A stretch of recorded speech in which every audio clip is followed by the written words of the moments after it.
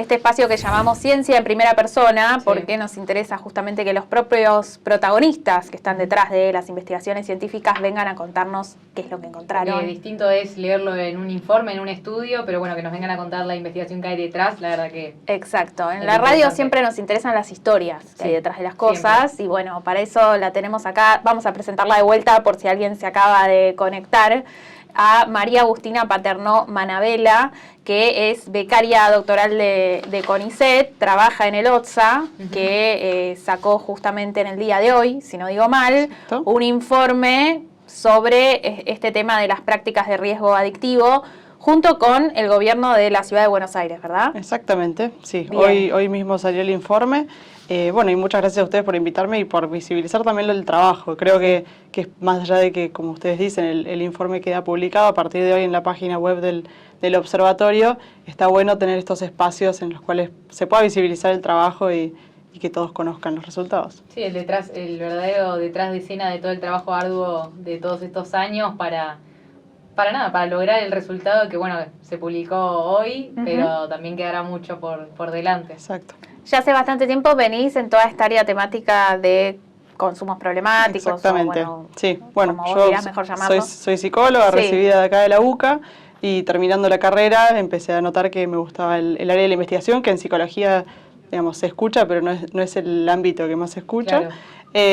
Y a partir de ahí inicié en principio como ascripta y luego como becaria en el observatorio, siempre trabajando las temáticas, en primer lugar, de consumo de alcohol y su prevención, y luego ampliando a otros consumos problemáticos. Bien, ¿y cómo fue que se organizó todo este trabajo que resultó en este informe que se publicó hoy? Y desde el observatorio ya hace algunos años que no hacíamos una investigación focalizada puntualmente en lo que son los consumos de sustancias o estas prácticas de riesgo adictivo, y a partir del año pasado, a partir de un convenio celebrado con el gobierno de la ciudad y también desde el interés del gobierno de la ciudad, se organizó este estudio, en el cual el interés principal era poder contar con datos generalizables, digamos, representativos de la población adulta de 18 a 75 años de la Ciudad Autónoma de Buenos Aires. La realidad era que no contábamos con información actualizada en primer lugar, y representativa de CABA con respecto al consumo de sustancias, y menos de otras prácticas de riesgo adictivo que tal vez son más novedosas, como las apuestas en línea o el uso del celular. Entonces era un interés que todas estas preocupaciones que muchas veces hablamos en la mesa, en la cena familiar o en las escuelas, o que se escuchan en los medios. Sí, en las noticias. Exacto, tener digamos, datos y evidencia científica para poder actuar en consecuencia. Surge desde ese interés y bueno, nos ponemos a trabajar. Ya a mediados del año pasado inició todo lo que fue la preparación del campo. Se preparó todo un cuestionario específico para este estudio, digamos, más allá de que se incluyeron ciertas escalas. Fue un instrumento sumamente extenso y específico para este fin. Se capacitó a los encuestadores, se preparó todo lo que fue el campo, la recolección de campo, la selección de la muestra, toda la previa a la salida de campo, y desde octubre a diciembre se realizó el relevamiento en hogares de la Ciudad Autónoma de Buenos Aires, que no sé si alguno de nuestros oyentes habrá sido encuestado, pero digamos, la muestra finalmente estuvo compuesta por 6.000 personas en hogares particulares de la Ciudad Autónoma de Buenos Aires. Y a mí me surge preguntarte si tuviste alguna, yo imagino que sí, como suele pasar con cualquier investigación, pero si tuviste algún obstáculo o algo con lo que te cruzaste en el camino que capaz demoró un poco más de lo que vos pensabas, la parte de la encuesta o de recolectar datos. Creo que lo más difícil al inicio también fue terminar de decidir y de definir cuáles eran los indicadores y cuáles eran los temas principales que nos interesaba conocer e indagar. Exacto, en realidad es más, mismo el instrumento tiene un caudal de información. Hoy el informe que se presenta es incluso hasta un resumen. La semana pasada se presentó un resumen sumamente escueto, hoy el informe es un poco más extenso y en realidad queda una base de datos sumamente rica en información, porque incluso se incluyeron indicadores que hacen a la salud mental de las personas, toda información Es mucho. para que también desde el gobierno de la ciudad y también desde el observatorio a través, digamos, de la academia sigamos trabajando estos temas. Pero en realidad creo que lo más difícil fue de todo esto que nos interesa saber y conocer, en qué focalizamos también para... Porque también, sí, adicciones es muy amplio. O sea, vos ¿por qué elegiste justamente estos 3 para investigar? No fue únicamente de una selección mía, fue entre todos ir consensuando. Se seleccionaron también por la prevalencia, por lo que veníamos escuchando. Sí. El consumo de sustancias no nos detuvimos o no nos focalizamos en una única sustancia. Claro. Digamos, se incluyeron todas. Y luego, digamos, se seleccionaron también el uso de celular y apuestas en línea por esto mismo que decíamos, porque son preocupaciones que veníamos escuchando por la necesidad de la población, básicamente. Claro. Pero fue entre todos consensuado, digamos, y creo que eso fue como lo que más tiempo nos llevó también, como bueno, y dentro de estos temas, ¿qué indicadores indagamos? ¿En qué vamos a todos los focalizar? factores que son un montón que pueden influir. Exacto, porque ¿no? además lo que me parece sumamente interesante, creo que es un estudio sumamente interesante, en primer lugar, esto que decíamos antes, por el poder tener datos representativos de la Ciudad Autónoma de Buenos Aires. Y actualizados. Y actualizados, que no contábamos hacía varios años. Pero además, creo que lo novedoso y lo interesante, al menos en mí como psicóloga, es que no es únicamente un estudio epidemiológico de, bueno, cuántos son los que consumen. Porque Claro, si no nos quedamos en el número. Bueno, 9 de cada 10 consumen alcohol. Claro, ¿qué hago con eso? ¿Y qué hacemos con eso? Claro. Exacto. Creo que lo que intentamos hacer fue un estudio multidimensional en el cual también se incluyeran variables psicosociales. Sí. Por ejemplo, ¿por qué consumen las personas? Se les preguntaba por cada una de estas conductas cuáles eran los motivos que los llevaban a consumir, en qué contextos físicos y sociales consumen, es decir, en qué lugares y con quiénes. Sí. Entonces, y también otra variable que para mí es sumamente interesante porque hace también a la percepción de las personas, cuál es la percepción del riesgo para cada una de estas conductas. Entonces, también son indicadores que permiten que podamos realizar prevención sobre estas conductas. Que podamos, si sabemos por qué consume la gente y en qué contextos, es más fácil poder focalizar la prevención y la intervención en esas dimensiones. Y por eso es interesante que, digamos, de alguna manera, si yo no entendí mal, engloben a todas estas conductas que mencionaste como prácticas de riesgo adictivo, como decir, ojo que acá hay un riesgo, ¿no? Sí, y me parece interesante que nos detengamos en ese punto porque se habla mucho de las adicciones y la realidad es que es una palabra que cada vez se utiliza menos porque en realidad la adicción en sí es un tipo de consumo problemático. Los englobamos en general en consumos problemáticos porque el adolescente que consume una única noche alcohol también tiene riesgo y no tiene una adicción. Claro, no necesariamente es algo repetido en el tiempo. Exactamente, pero que también tiene sus riesgos, que consuma un día 5 medidas de alcohol, por ejemplo. Sí, sí.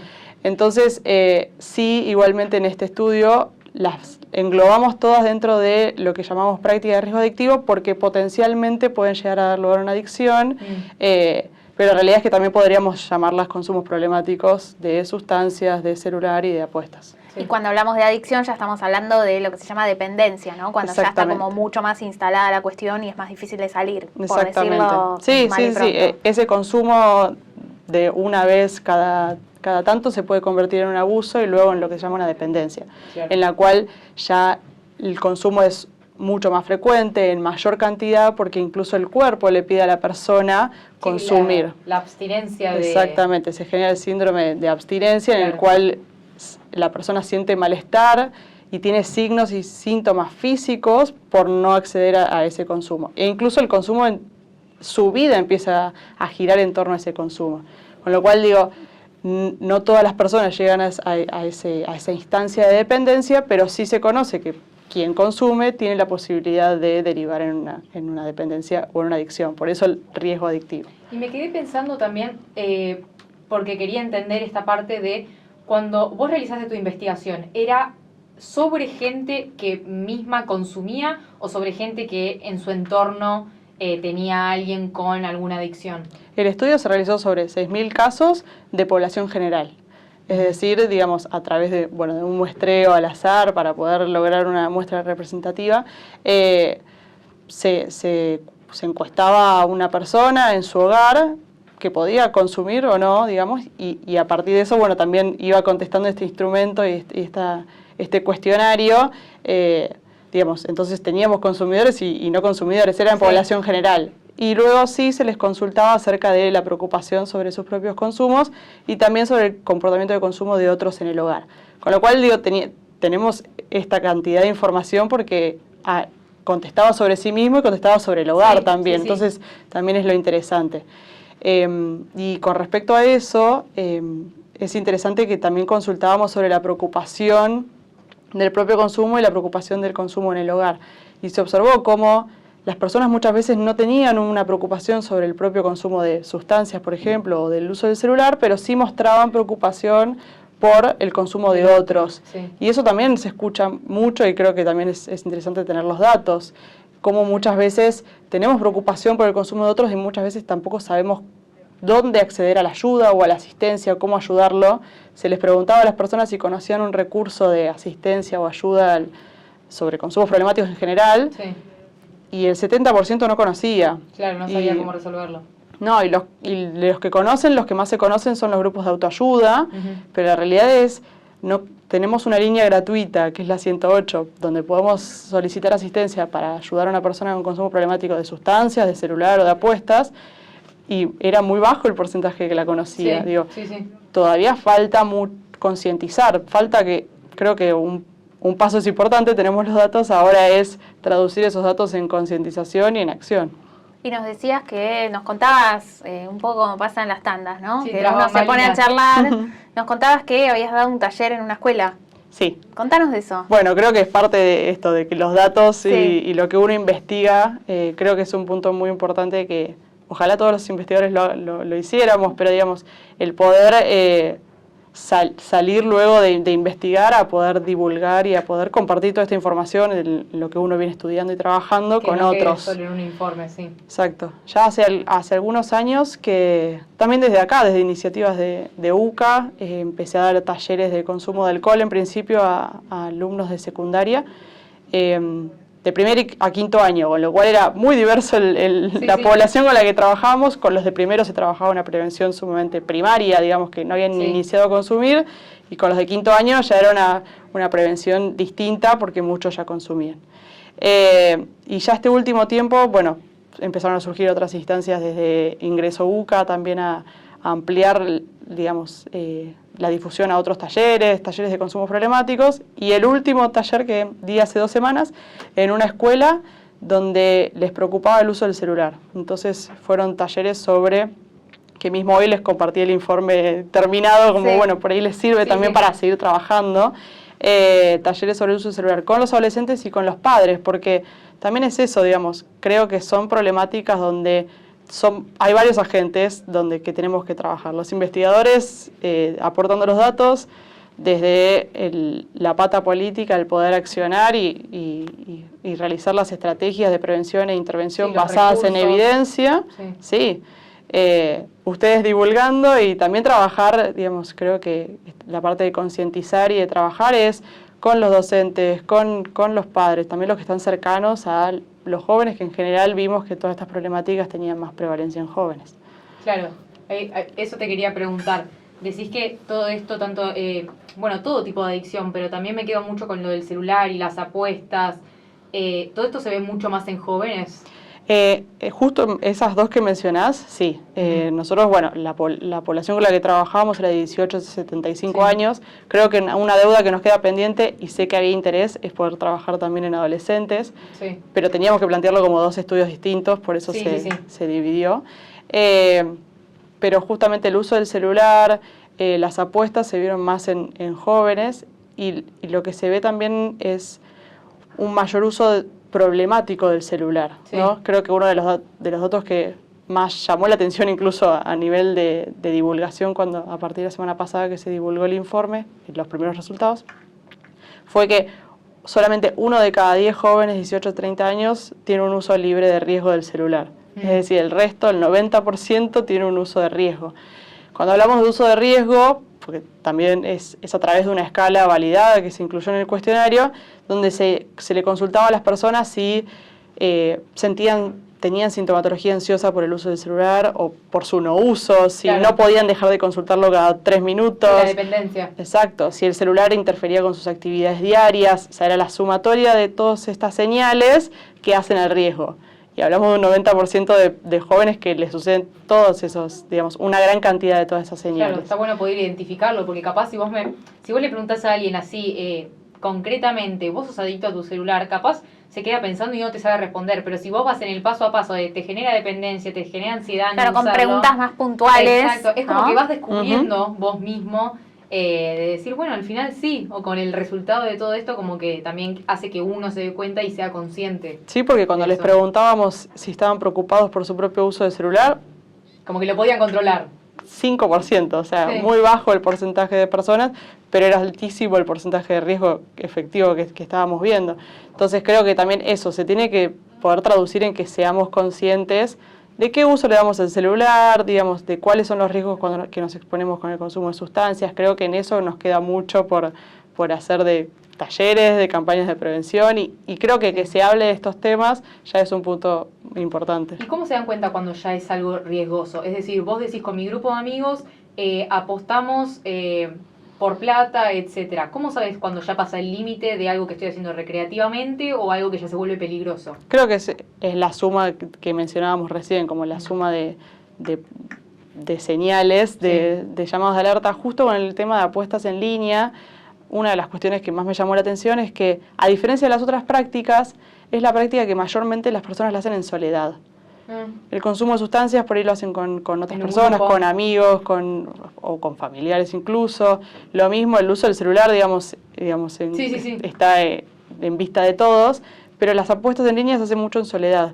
Con lo cual es más difícil que por ahí otros noten señales de alerta Claro. y entonces que podamos ayudar a la persona. Creo que eso lo hace más difícil.